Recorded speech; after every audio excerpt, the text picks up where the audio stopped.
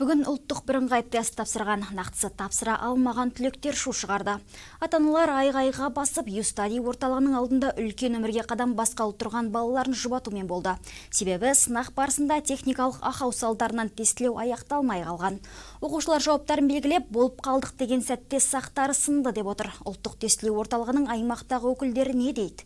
Түлектер ұлттық бірыңғай тестілеуді қайта тапсыру тиіс пе? Мамыр күні тапсырған енді және де бүгін тапсырған енді бізде әрқашанда сондай болған. Яғни мен отырған компьютерлердің, дәл компьютерлер сондай болып қатып қалған болатын. Неге екенін білмеймін. Демек алғаш рет емес, Алғаш рет емес. Бүгін Юстади тест орталығында ұлттық бірыңғай тестілеуді тапсыруда жас түлектер десе де бұған өзінің наразылығын білдіруде. Себебі толық аяқталуға шамалы уақыт қалған кезде тест қорытындысы шықпай қалған. Бұны басшылық техникалық ақаумен байланыстыруда. Ендігі 250 түлек екінші шілдеде қайтадан тестті тапсыруға мәжбүр болып отыр. Мен қызымда да өткен естіп келіп отырғанда дейді, компьютер зависать етіп қалды дейді. Қызын талып қылады дейді. Обязательно бір өлу керек, сол кезде ғана бір нәрсе. Жауапсыздық негізі. Қазір балалардың бәрі үлкен стрессте отыр. Келесі апта дейді, ол қашан болады, ол әлі де белгісіз болып тұр.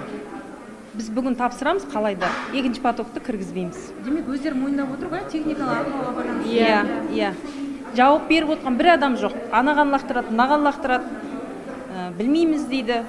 Балалардың тағдыры ойыншық болып тұр ғой бұларға, былайша айтқанда. Командировкада деді, енді оқысын орнына бір жауапты маман отырмай ма? Просто бізге официально информация керек та, осылай бүйткен екен. Қанша уақыт күтуіміз керек өткісін? Сіз журналистсіз, сіз журналист, операторыңызды алып алыңыз, мен сізге жауапты адамға алып барайын. Ата-аналарды бөлек шығарыңыздар. Бұл кісілер түсінбейді қазір біз не айтсақ та. Түсінікті ме?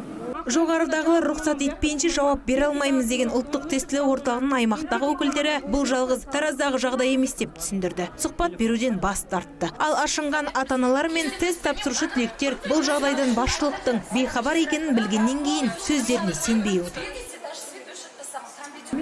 Себебі Руслан Емелбаевқа бір ата-ана хабарласыпты.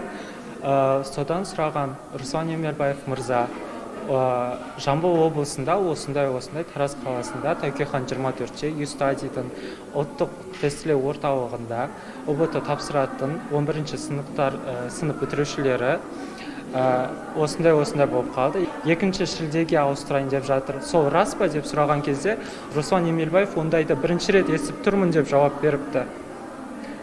Сондай сөздерден кейін әрине ешкімнің бұл жердегі директорларға сенгім келіп тұрған жоқ.